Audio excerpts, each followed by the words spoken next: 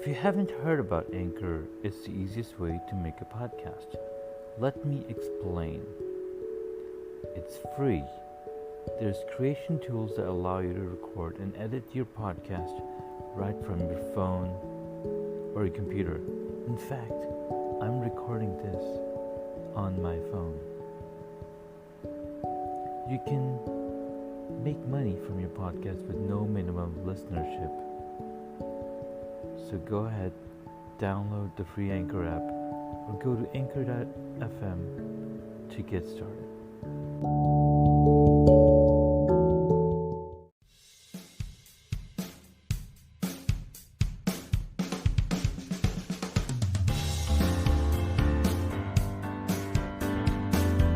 Thank you for tuning in to Hacks and Hobbies with your host, Junaid. In Season 2 of Hacks and Hobbies, we're visited by our amazing guests coming from all walks of life who want to learn their story, their struggles, and their journey on how they got to where they are today. So stick around.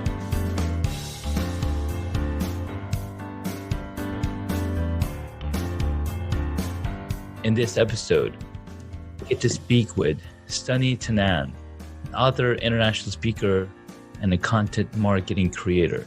He's created some amazing connections, and I've learned so much from him, and I decided why not bring him on and have a chat with him. So Sonny, how are you doing? Thank you so much for coming on to the podcast. I'm doing wonderful. First of all, thank you so much for having me. It's a real pleasure, and looking forward to our conversation today. So thank you for the kind introduction. You're welcome. You're welcome. So I've noticed that you recently launched an amazing new book. Do you want to tell us a little bit about it? Yeah, absolutely. So launch is a wonderful word. The official book release date is March 5th of this year, so 2019. Nice. But we have been doing what is just, I guess, like a soft launch, or just getting the books into the hands of family and friends, or folks that just wanted to get kind of an early look at the book before it goes live on Amazon and Indigo and a few other websites. But the book is called Through the Eyes of Om. And for those of you that have seen my videos with Om on LinkedIn, you're probably familiar with the concept. And if you haven't, I'll just give a quick little introduction. So Through the Eyes of Om, we started creating LinkedIn videos a little over a year ago. And I was lucky enough to be able to incorporate my 3-year-old. He's 3 now, but my 3-year-old. And from day one, it was kind of myself leading the charge and putting out the content and the messaging. And those of you that have kind of followed along for the last year or so, Om is starting to really show his personality off and take over some of the videos, and definitely become a lot more articulate with sharing his thoughts on camera. Yeah. And so Through the Eyes of Om was meant to always be a series of a dad and a son, so myself and Om, looking at life through the lens and through the perspective of Om. And so everything that we share, if it's professional, personal, if it's stories, if it's things that we're observing, if it's anything around travels or adventure that we take together, everything is created as if we're looking at it through the eyes of. Very nice. So the book is the physical copy, if you will, of those videos. We had enough people that said, well, gosh, have you ever thought about writing a book? And if you had asked me that question a year ago, the answer would have been probably not. So the book is really just a culmination of taking these adventures of Om traveling around the world. He's 3, he's been to 8 countries so far. Wow. And this first book is about the very first country he visited, which is Malaysia. And so Through the Eyes of Om is about experiencing life and the world through the unique perspective of a child. And so this children's book, the very first one, is about our trip to Malaysia. That is so cool. I mean, having a children's book and your son totally involved in it, it's just any parent's dream come true, right?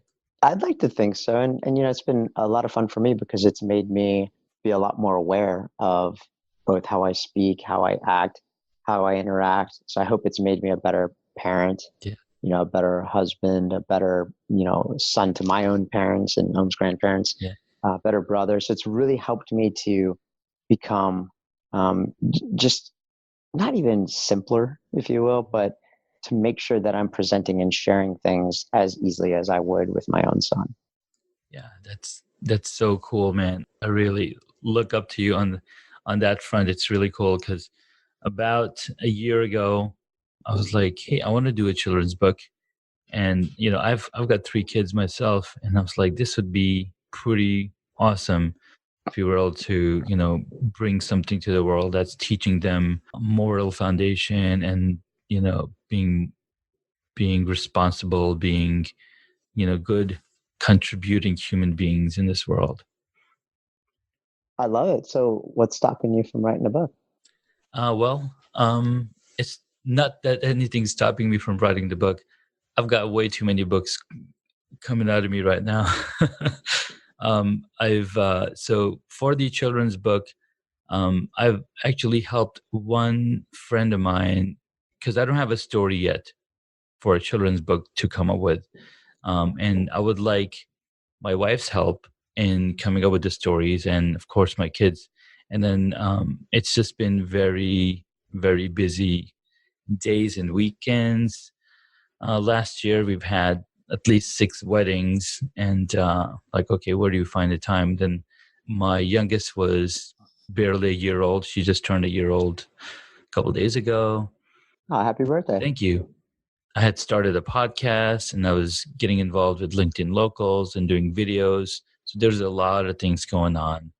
And Absolutely. Well, I love the idea that you even have the thought of doing it. I think that's great, wanting to get your wife involved. And if there's anything I can do to help, it's amazing that I've had more people reach out to me to say, "Oh, I've either got a book or I'm thinking about this." yeah, And I mean, it's just amazing for me to be able to now be a part of that support network for them. I've had people say, "Well, would you consider, co-authoring a book with us?" mhm, And would Own be interested? And I said, the answers to all those questions are absolutely. I mean, we're always open to especially having conversations with people that we like, such as yourself.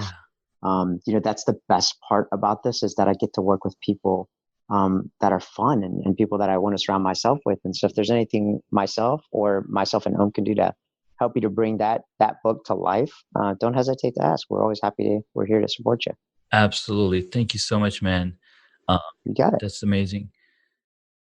All right. So we've got the book down, and tell me a little bit about yourself. How did you get into the place that you are today? I mean, obviously you didn't just start with the book. There's a lot more of Sonny that we haven't heard of.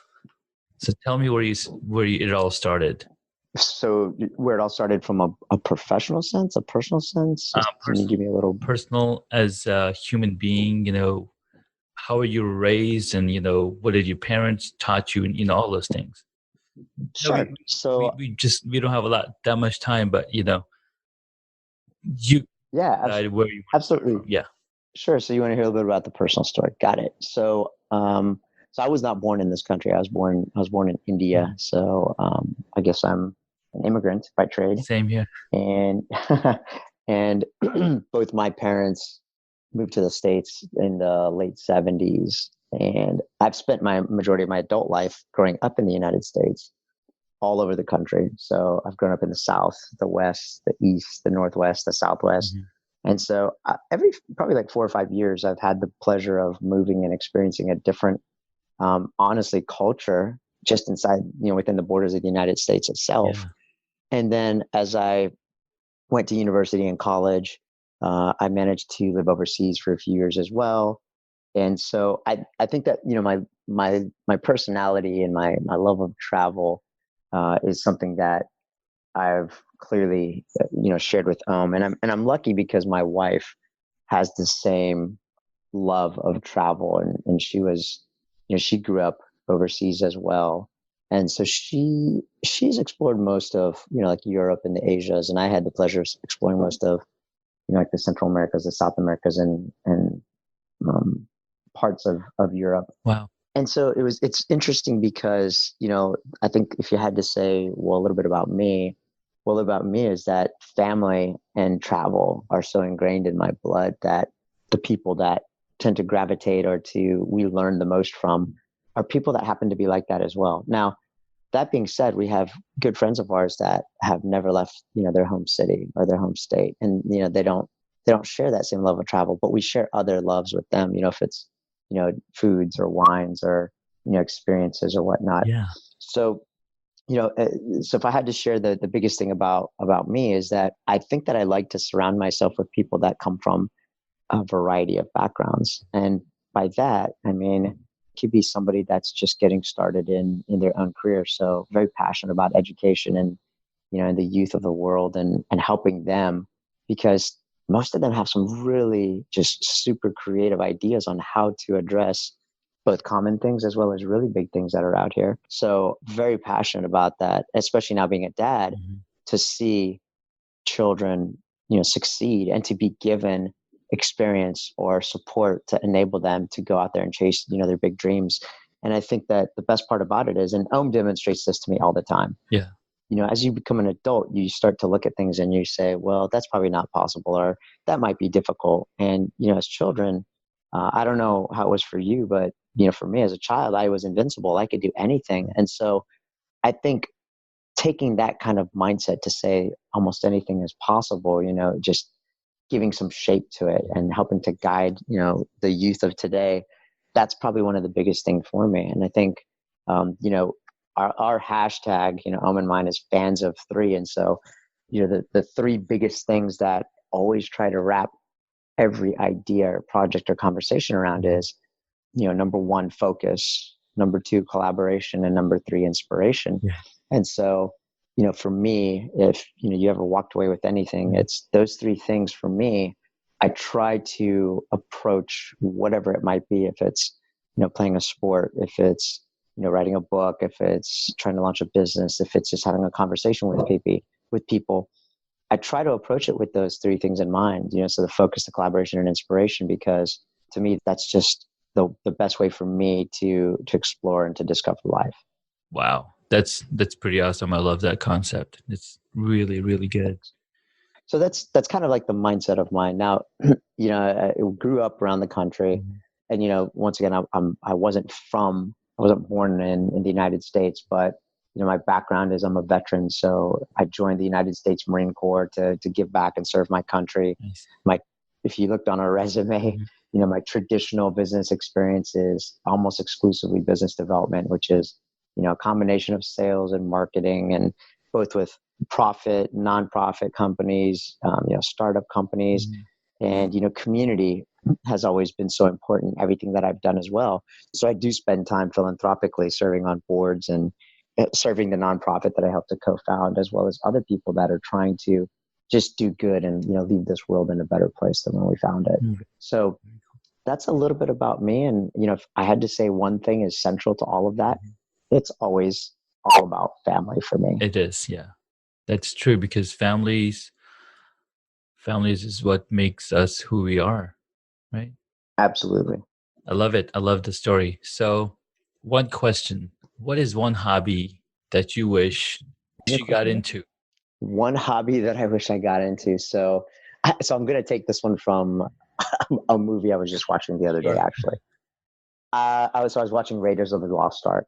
So if so if people don't know what I'm about to say now, I'll just give you a little bit of perspective. So I wish I could have been, a dashing adventurer, explorer that has this love for archaeology and, just goes on these digs and can make these awesome movies and, fight bad guys and win at the end. No, I'm just kidding. So the hobby, I think it would have been really cool to have been like an archaeologist, like to explore things and to uncover things and to discover things, just to see what people before us, had done, and just to kind of relish the amazing contributions, if you will, of human beings, right? Regardless of what they are. And I think people that will discover things that we do many, thousands of years from now will I would hope would say the same thing, like, gosh, like they were, beyond their time, or they did certain things, and just kind of be amazed at what people are capable of. So I think an archaeologist would have been a really cool hobby.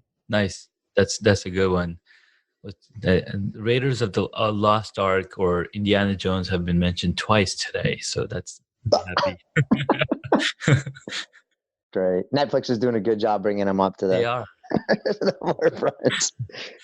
So next question is, I don't know if this answers your question.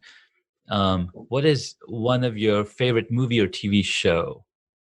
Ooh, that's a that's a good question. So, do you want movie or do you want the TV show? Whichever Which or one do you you want both? pick. It's your pick. Awesome. So, I think one of my favorite movies is Tron, Mm-hmm. the remake version. So, I love the original one, but I'm particularly a fan of Tron because once again, it's just the imagination and the creativity of putting something like that out there Yeah. and having the concept of and I actually it amazes me because you look at what's happening now around AI Oh my god. and just how fast technology is evolving. And that movie came out, I think it was originally like in the 70s or the 80s. Mm-hmm. And so I absolutely love that movie because of the experience of it. And also just, it's not a complicated movie. Like they just developed the characters really well. So Yeah. I love Tron as a movie. And a TV show, gosh, that's a really tough one because I've got a couple that I love to go back to, but I wouldn't say they're necessarily my favorites. But one that Categories or genre. yeah, so absolutely right. So they're different categories because I mean, if you said, hey, what's like an awesome cartoon that you saw growing up? I mean, gosh, it would be like Transformers or on the humor side, Animaniacs. Just Yes. because there's just so much laughter in that and really cool learning lessons that come out of that. Yeah, gosh, I'll stick with those two. I'll say Transformers and Animaniacs, just you to because I'm pretty sure that's what would say right now. He would say something like that, like Rescue Bots, Rescue Bot. Transformers, because they're helping people Yeah. and they're doing good and they're working side by side with humans. So I'll go Transformers, Rescue Bots. That's right. No, Rescue Bots is one of my kids' favorite as well. I think recently my son he's found this other TV show on Netflix called Miraculous Okay, out in France, and these two kids, cool. they have superpowers and secret identities, and they help people. It's awesome. It's pretty cool. Well, those are really cool answers for TV show and movie. Tron. So the new remake Tron has a really awesome soundtrack. Like every Yeah, it while, does. I'll just pop in the soundtrack because Daft Punk has done an amazing job with it. They sure have. They definitely did a wonderful job with that entire soundtrack. Yeah, cool, man. Well, where can people find you, and what's your plan for the next 6 months? Great question. So in terms of social media, I spend quite a bit of time on LinkedIn. Mhm. You can just Google my name, Sonny Tannan, Sonny, Tannan, Tannan. So I'm on LinkedIn, Instagram, Facebook, and interestingly enough, you can now find also Eyes of Ohm, all three of those social media sites. I would keep an eye out for YouTube because we may be creating a video series Nice. in the next couple of years here. Mm-hmm. And what are my plans for the next 6 months? So the book launches in March, so that's in a couple months now, Mm-hmm. and probably for the next 6 months, we'll be going for book signing events, book tours. We actually haven't officially announced it yet, but we may be trying to do something in Texas as well as Seattle, Washington, so the North Pacific Northwest area. And then in the middle of the year, we may be actually hopping overseas to either Europe or potentially Asia to do another speaking event and or book signings there. Very. So the book launch is definitely important to us. And then in the next 6 months, if you haven't been keeping up on LinkedIn for us, Mhm. our fingers are all crossed. The Unlearned Show is probably going to be launching season 3 Nice. on LinkedIn, and I've got 5 absolutely awesome co-hosts that we've all kind of come back together and decided that we think we're ready to launch season 3, and we'll be approaching it from a little bit of a different angle. So be on the watch out for that. Yeah, I've been. And I'm fans of 3, so I'll give you a third one. Yes. So the third one is kind of a fun one. Mhm. So you asked a question about hobbies. I've actually recently picked up a sport called pickleball. Pickleball. And Okay. pickleball, yeah, if you've never heard of it, Mhm. it's kind of like a shortened version of tennis. It can be played indoor and outdoor. Okay. You have special paddles and, in essence, a wiffle ball that you play.